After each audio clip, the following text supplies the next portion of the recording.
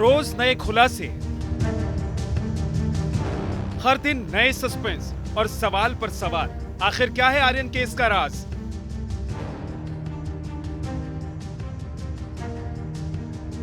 Cruise पर party के दिन क्या हुआ था? क्रूज पर दाढ़ी वाले व्यक्ति के होने के दावों में कितना दम है? सवालों के समंदर के बीच इस केस में एक और शख्स ने खुलासा किया है।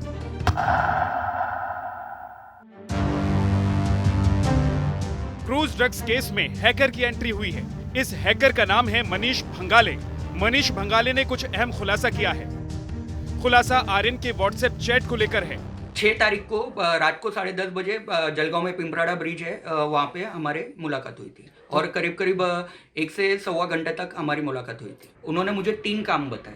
पहला जो काम था कि उनके पास कुछ 8-10 नंबर्स थे जिनके वो CDR निकालना चाहते थे और उसमें से जब भी उन्होंने मुझे वो नंबर्स दिखाए तो उसमें से एक नंबर जो था वो पूजा ददलानी नाम से सेव था।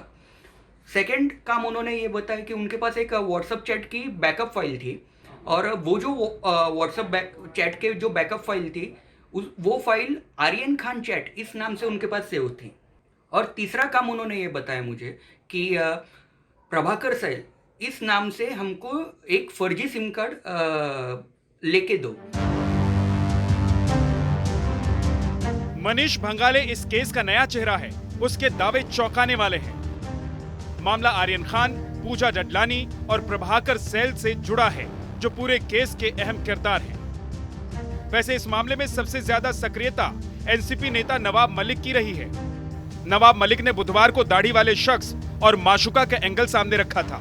नवाब मलिक क्रूज मामले में एक और सवाल उठा रहे हैं।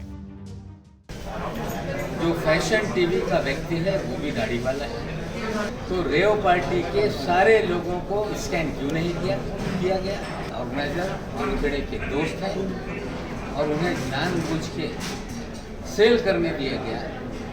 13 लोगों को टारगेट किया गया। क्या क्रूज केस में जानबूझकर 13 लोगों को टारगेट किया गया? ड्रग्स केस मामले में पुणे पुलिस को भी बड़ी कामयाबी हासिल हुई है। पुणे पुलिस ने एक लॉज से केस के अहम गवाह किरण गोसावी को गिरफ्तार किया है। ड्रग्स केस में गवाह बनाए जाने के बाद से ही गोसावी फरार था।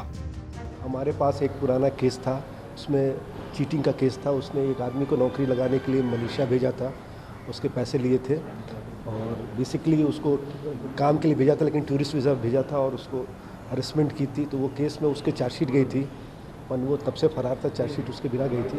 और जब ये मामला प्रकरण सामने आया तो हमें पता चला कि हमारे यहाँ फरारी है। तो उस हिसाब से कई दिनों से हमारी पुलिस उसको खोज रही थी। आज सुबह उसको डिटेन कर लिया।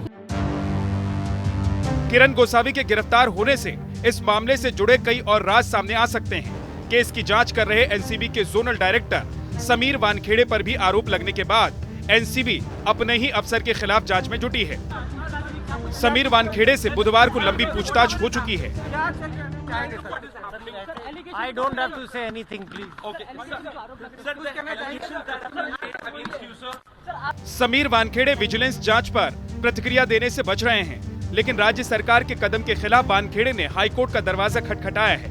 ये याचिका गिरफ्तारी से बचने के लिए दाखिल की गई है। इस मामले में हाईकोर्ट की तरफ से उन्हें राहत मिली है। हाईकोर्ट ने वानखेड़े को फिलहाल बिना नोटिस के गिरफ्तार करने पर रोक लगा दी है।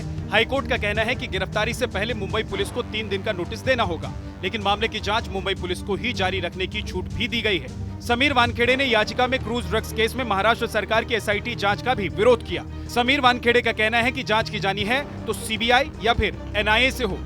पूरे मामले में वानखेड़े का परिवार नवाब मलिक के खिलाफ खड़ा है। समीर वानखेड़े की पत्नी क्रांति वानखेड़े ने CM उद्धव ठाकरे को चिट्ठी लिखकर न्याय की मांग की है। समीर वानखेड़े की बहन यास्मीन वानखेड़े ने पूरे मामले में महिला आयोग का दरवाजा खटखटाया है।